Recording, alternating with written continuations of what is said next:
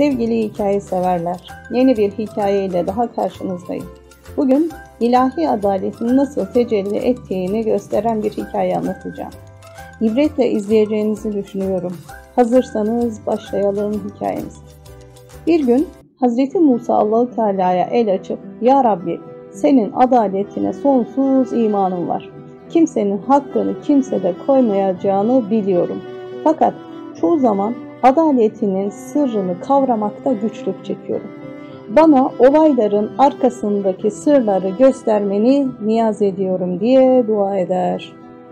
Bunun üzerine Allah-u Teala, "Ya Musa, falan yerdeki çeşmenin başına git.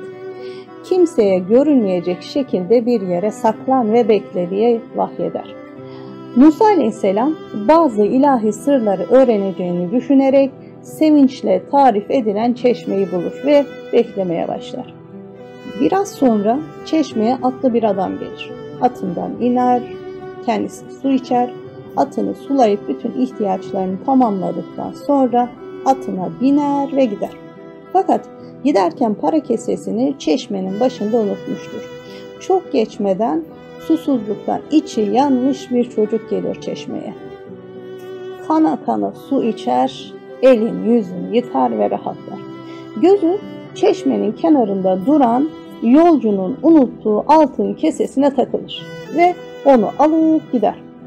Aradan çok zaman geçmeden çeşmeye bu sefer kör bir adam gelir. Abdestini alıp bir kenara çekilip ibadet etmeye başlar.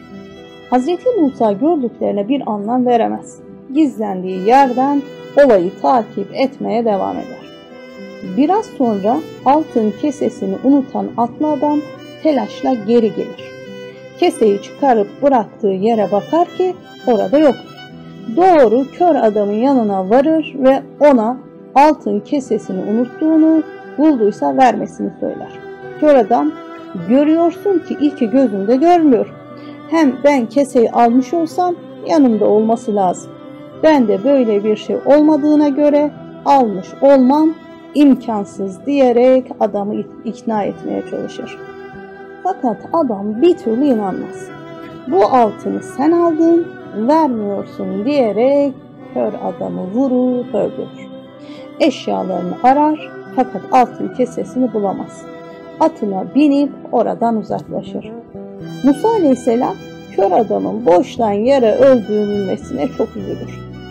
Olayın sırrını öğrenmek için Allah-u Teala'ya iltica eder. Allah-u Teala meseleyi şöyle izah eder. "Ey Musa, keseyi alan çocuğun babası daha önce o atlı adamın hizmetinde çalışırdı. Fakat adam onun hakkını vermemişti. Çocuğun babası adamdan hakkını alamadan ölüp gitti. Çocuğun alıp götürdüğü kesede babasının alacağı kadar altın vardı. Böylece hakkını ondan almış oldu." Hazreti Musa "Ama kör adam boştan yere öldü" demesi üzerine Allah-u Teala, "Boştan yere öldüğünü düşündüğün o kör adam daha önce o atlının babasını haksız yere öldürmüştü. Sonra gözleri kör olduğu için onu tanıyan çıkmadı ve olay unutulup gitti. Atlı adam o zaman daha çocuktu. Babasının hakkını arayacak yaşta değildi. Ama ben unutmadım ve amanın ölümünü o adam vasıtasıyla yaparak kısası yerine getirmiş oldum," der. Bu olay karşısında Musa aleyhisselam Allah-u Teala'nın her işinde bir hikmet olduğuna bir kere daha iman eder. "Ya Rabbi, senin hikmetinden sual olunmaz," diyerek secdeye kapanır. Evet sevgili gönül dostlarım, insanlar genellikle olayları sadece görünen yüzüne bakarak hüküm verirler. Halbuki kainatta meydana gelen olaylar bizim gördüğümüzden ibaret değil.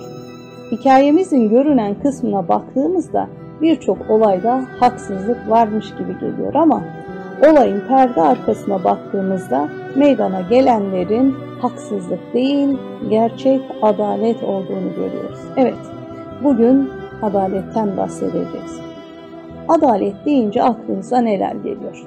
Adalet nedir? Gerçek adalet var mıdır ya da dünyada gerçek adalet gerçekleşir mi? İnsanların yaptıkları kötülükler yanına kâr kalır mı? Bugün bu soruların cevabını bulmaya çalışacağız. Bu konuda söylenecek çok şey var ama ben konuyu ana hatlarıyla özetlemeye çalışacağım. Umarım faydalı olur. Önce adalet ne demek ona bir bakalım. Adalet sözlükte eşit davranmak, denk tutmak, doğrultmak, düzeltmek, doğruluk, haksızlıktan uzak durmak, istikamet, insaf, hakkaniyet gibi manalara gelir. Dini terim olarak adalet ise bir şeyi yerli yerine koymak veya ifrat ve tefrit arasında orta yolu tutmak. Dinen haram kılınan şeylerden sakınmak, büyük günahları işlemekten ve küçük günahlarda ısrar etmekten kaçınmak. Hak sahibine hakkını tam vermek, hakkını tam almak. Ceza ve ödülde eşit davranmak, zulmü terk etmek, verilen ile hak edilen arasındaki dengeyi sağlamak anlamındadır. Bunun zıddı ise zulümdür, haksızlıktır, hak tanımamazlıktır. Adalet öğrenilen bir davranıştır ve öncelikle aile içinde öğrenilir. Ailede her yaş ve cinsiyetteki kişinin kendi durumuna göre ihtiyaçları ve hakları vardır. Ailede adaletle davranılması, o ailede yetişen kişileri haklar ve sorumluluklar konusunda hassas kılar. Çocukluğunda yakın çevresinde şiddetli haksızlıklar görmüş olanların yetişkinliklerinde çoğunlukla zalim bireylere dönüşmesi bugün psikolojinin üzerinde durduğu konulardan biridir. Peygamber Efendimiz çocuklara adil davranma konusuna dikkat çekmiş, sevgi ve ilgiden tutun da mali konulara varıncaya kadar çocuklar arasında ayrım yapılmamasını emretmiştir. Bir hadisinde Allah öpücüğe varıncaya kadar her hususta çocuklar arasında adaletli olmanızı sever buyurur. Adaletin olmadığı yuvada zulüm var demektir. Adalet önce insanın kendisine başlar. Yani insan öncelikle kendisine karşı adil davranmalıdır. İnsanın kendisine adil davranması nasıl olur diye düşünebilirsiniz. İnsanın hayatını tehlikelerden koruması, sağlığını bozacak zararlı şeylerden, kötü alışkanlıklardan uzak durması, kendisini ilahi azaba götürecek günahlara bulaşmaması, dünya ve ahirette yararına olacak iyi işler yapması adaletin gereklerindendir.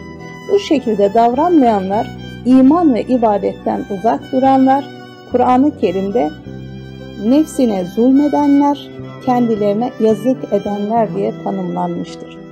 Adalet, hakkı yerine getirmek demek olduğuna göre en büyük hak Allah'ın kulları üzerindeki hakkıdır ve her hak sahibine hakkı verilmelidir.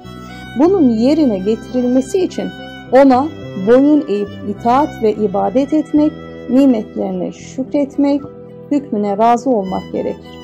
Bütün bunlardan başka bir de sosyal adalet vardır ki bu da toplum bireyleri arasında hizmetlerin, nimet ve külfetlerin dengeli bir şekilde dağıtılması, işin ehline verilmesi, herkese fırsat ve imkan eşitliği sağlanması, hak ve hürriyetlerin korunması, huzur ve adaletin temini demektir. Toplumları ayakta tutan, insanlara gerçek huzur ve güveni sağlayan unsurların başında adalet gelir. Adalet kişiye göre değişiyorsa o toplumda huzur ve güven yok olur. Adaletin bulunmadığı bir toplumun kalkınıp ilerlemesi ve hatta yaşaması bile mümkün değildir. Peygamber Efendimiz bütün hayatı boyunca verdiği hükümlerle, yaptığı uygulamalarla adaletin en güzel örneklerini vermiştir. Adil davrananları, adaletli hakim ve yöneticileri büyük sevap kazanacağını söylemiş ve cennetle müjdelemiştir. Peygamber Efendimiz yönettikleri insanlara, ailelerine ve sorumlu oldukları kişilere karşı adaletli davrananlar Allah katında, Rahman'ın yanında nurdan minberler üzerinde ağırlanacaklardır diyerek adaletin Allah katındaki önemini vurgulamıştır. Buna karşılık zulmü şiddetle yasaklamış, şu veya bu şekilde birisinin hakkına tecavüz ederek zulmeden kişinin hak sahibiyle hesaplaşmadıkça cennete giremeyeceğini bildirmiştir.